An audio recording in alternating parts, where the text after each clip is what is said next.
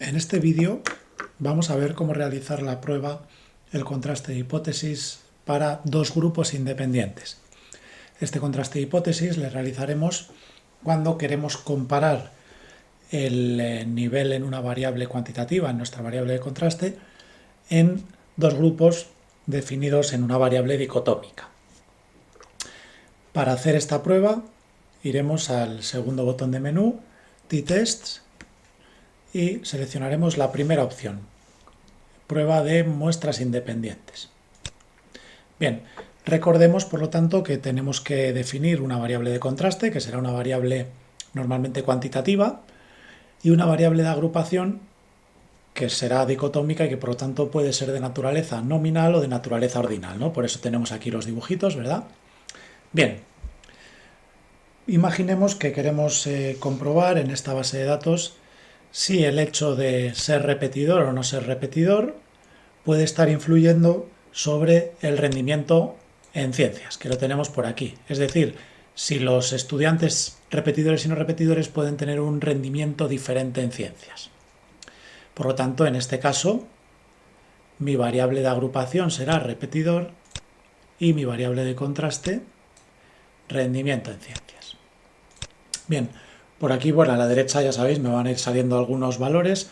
Voy a quitar todo lo que está activado por ahora, que es este test que pone student, y bueno, lo dejamos ahí en blanco. Por lo tanto, ya tenemos aquí las dos variables y lo primero que podemos hacer es hacer un pequeño análisis descriptivo de estas dos variables, ¿no? Y si le damos aquí a descriptivos, pues ya podremos ver que efectivamente las personas que no han repetido ningún curso tienen una puntuación media de rendimiento en ciencias de 6,9, prácticamente 7 puntos. Y las personas que no han repetido un rendimiento inferior, de 6 puntos, un poquito más, 6,1 aproximadamente. La pregunta es si estas diferencias serán suficientes como para considerarse significativas, ¿no? Y esto es lo que nosotros comprobamos con este contraste de hipótesis, a partir del que validaremos o aceptaremos la hipótesis nula o la rechazaremos. Bien, recordad que lo primero que tenemos que hacer para saber cómo aplicar el contraste de hipótesis es comprobar los supuestos previos. Y esos supuestos previos, recordad que son la normalidad y la igualdad de varianzas. En el caso de que no se cumpla la normalidad, bueno, en el caso de que se cumplan los dos supuestos, tanto el de normalidad como el de igualdad de varianzas, podremos aplicar la prueba el contraste de hipótesis paramétrico, la prueba ET para dos grupos independientes. Es decir, podremos seleccionar el test de student. En el caso de que se cumpla la normalidad pero no la igualdad de varianzas, tendremos que seleccionar la prueba de la T de student pero con el ajuste de Welch, por lo que seleccionaremos aquí la opción Welch. Y en el caso de que no tengamos normalidad, que es el supuesto fundamental, tendremos que hacer el contraste no paramétrico basado en la mediana de la U de Manguini. Bien, por lo tanto vamos a seleccionar primero la normalidad, voy a quitar los descriptivos para que no nos molesten ahí, y efectivamente parece que la distribución, viendo estos datos, parece que la distribución de la variable rendimiento en ciencias se puede considerar normal tanto en el grupo de no repetidores como en el grupo de repetidores. ¿Por qué?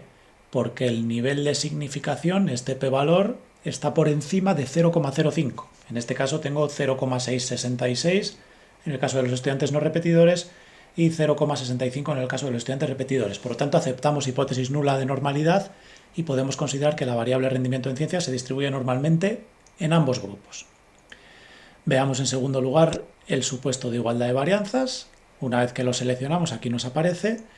Y viendo la significación, recordad que este es el test de Leven, que tiene la hipótesis nula de que las varianzas de los dos grupos en la variable de contraste son iguales, y viendo este p-valor que está por encima de 0,05, fijaros que es 0,343, podemos aceptar la hipótesis nula de que las varianzas son iguales. Es decir, voy a volver a habilitar los descriptivos.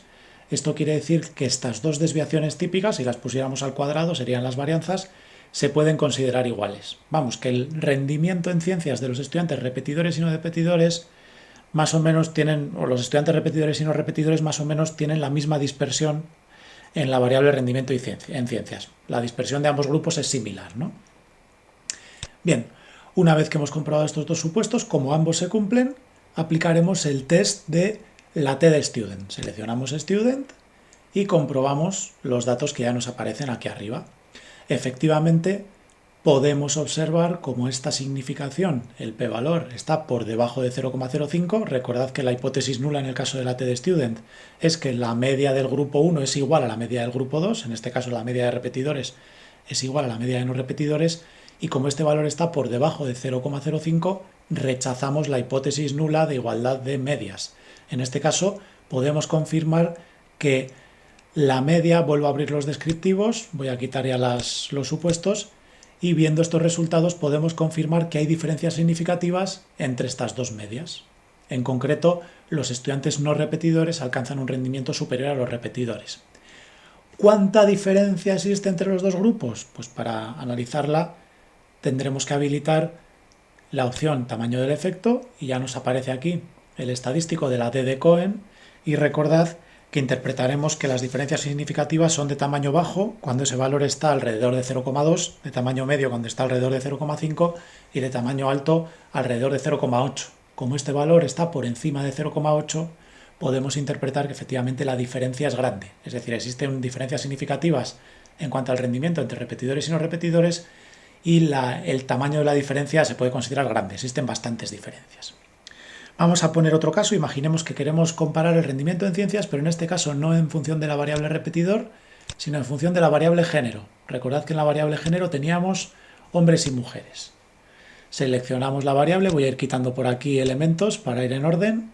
En primer lugar podemos observar los estadísticos descriptivos y vemos que las mujeres tienen un rendimiento un poquito superior a los hombres tienen un rendimiento un poquito superior a las mujeres, ¿verdad? Prácticamente no llega a una décima. Y por lo tanto vamos a ver si esa diferencia es suficiente para ser significativa. Vamos a abrir los supuestos previos. El supuesto de normalidad se cumple en ambos casos. Los dos p-valores, las dos significaciones están por encima de 0,05, por lo tanto, tanto hombres como mujeres en la variable ciencias, ambos grupos tienen una distribución normal, o se puede considerar normal. Y en cuanto a la igualdad de varianzas, en este caso, fijaros que el p-valor está por debajo de 0,05. Por lo tanto, no existe igualdad de varianzas entre estos dos grupos, y por lo tanto yo no puedo realizar un contraste de la T de Student. Tengo que aplicar el ajuste de Welch, ¿no?, para esa T de Student. ¿Qué quiere decir esto? Quiere decir que se puede considerar que el rendimiento en el grupo de mujeres en ciencias es más disperso que en el grupo de hombres. Las mujeres tienen unos... No, perdón, otra vez me he equivocado. El grupo de hombres tiene un nivel de dispersión mayor que el grupo de mujeres, ¿no? Se ve claramente que la desviación típica es prácticamente punto y medio más alta en el caso de los hombres, por lo tanto el rendimiento en los hombres es más disperso que en las mujeres. Hay más hombres con rendimientos altos y bajos que las mujeres, que parecen más homogéneas en cuanto al rendimiento en ciencias.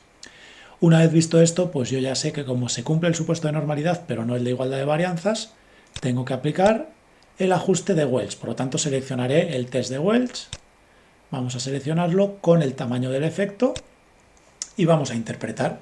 En este caso, bueno, no haría falta ni siquiera seleccionar el tamaño del efecto, porque fijaros que el p-valor, la significación asociada al contraste de hipótesis, que en este caso tenemos las mismas hipótesis que en la T de Student, en el contraste original, es decir, la hipótesis nula es que las medias de hombres y mujeres, la media de hombres y mujeres en el rendimiento en ciencias es la misma, y la hipótesis alternativa que existen diferencias en la media, y en este caso, como este valor de la significación está por encima de 0,05, yo aceptaré la hipótesis nula de que estas dos medias son iguales, es decir, que el rendimiento en ciencias de hombres y mujeres se puede considerar igual. Por lo tanto, en este caso, ni siquiera es necesario calcular el tamaño del efecto. Yo informaría, o se debería informar, solamente esta tabla. No sería necesario, ni siquiera conveniente, añadir el tamaño del efecto, porque el tamaño del efecto evidentemente va a ser bajo, o va a ser nulo, ¿no?, porque no hay diferencias significativas. Bien, como último ejemplo, para ver otro caso en el que no se cumple el supuesto de normalidad, vamos a poner aquí otra variable, vamos a mantener como variable de agrupación el género y como variable de contraste, en lugar del rendimiento en ciencias, vamos a añadir, por ejemplo, el miedo al fracaso ante los exámenes, ¿vale? Se ha preguntado a los estudiantes si sienten miedo al fracaso una vez que están estudiando o al nivel académico, en la realización de los exámenes y en la realización de los estudios. Voy a quitar el test, dejamos solo los descriptivos, y en este caso vemos que las mujeres tienen un miedo al fracaso en términos de la media, un miedo al fracaso superior a los hombres, como 3 décimas superior. Los hombres son algo más dispersos también que las mujeres en cuanto a esta variable miedo al fracaso.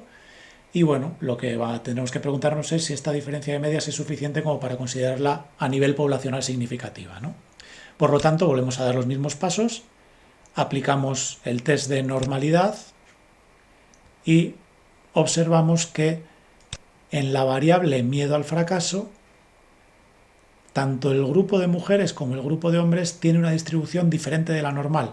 Este valor de la significación está por debajo de 0,05 y por lo tanto tendremos que concluir que los hombres y las mujeres en la variable miedo al fracaso tienen una distribución que no es normal.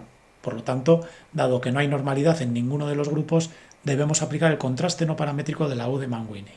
En el caso de que hubiera falta de normalidad únicamente en uno de los dos grupos, también tendríamos que aplicar el contraste de la U de Mann-Whitney. Es decir, para aplicar un contraste paramétrico, ya sea con la t-de-student o con el ajuste de Welch, es necesario que en ambos grupos yo compruebe que existe una distribución normal y confirme que existe una distribución normal. Bien, por lo tanto no hace falta ver ya la igualdad de varianzas, podría mirarla, pero no es necesario, ¿no?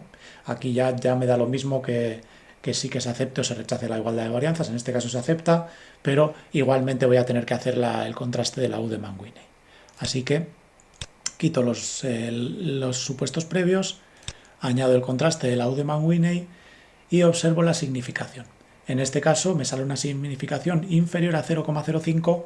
Recordad que las hipótesis asociadas a este contraste no paramétrico son como las de la t-de-student, pero a partir de la mediana, no a partir de la media. Es decir, que la hipótesis nula será que la mediana de hombres y mujeres es igual en cuanto al miedo al fracaso. Es decir, el miedo al fracaso mediano será igual en hombres y mujeres, ¿no?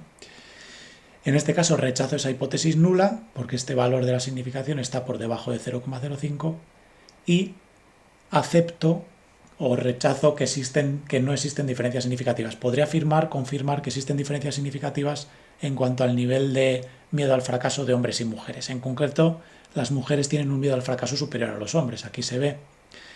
Esto también, recordad que al ser un contraste no paramétrico, a la hora de informar los descriptivos, el estadístico importante será la mediana, no la media. Por lo que tendríamos que ir a descriptivos y solicitar la mediana para completar la tabla correctamente. ¿Qué nivel de tamaño del efecto tiene esa significación? Bueno, pues activamos el tamaño del efecto y en este caso, como el contraste es no paramétrico y la D de Cohen es paramétrica, nos aparece la correlación biserial puntual, es decir, la correlación entre el género y el miedo al fracaso. Nos sale un valor de la correlación de 0,17. Recordad que para interpretar la correlación, el tamaño del efecto con la correlación, diremos que los efectos son bajos con valores alrededor de 0,1, efectos medios alrededor de 0,25 y efectos altos alrededor de 0,4. Por lo tanto, podremos decir que este valor está entre medio y bajo, será un tamaño del efecto medio-bajo, y en concreto confirmaremos que efectivamente las mujeres alcanzan un nivel significativamente superior de miedo al fracaso académico que los hombres, que en la población esto se confirma, existen unas diferencias significativas entre ambos grupos y que el tamaño del efecto de estas diferencias es medio-bajo, es decir, sí que existen diferencias significativas, pero no existen unas diferencias muy grandes entre ambos grupos. Son significativas, pero no son excesivamente grandes. Bien, hasta aquí el contraste de dos grupos independientes.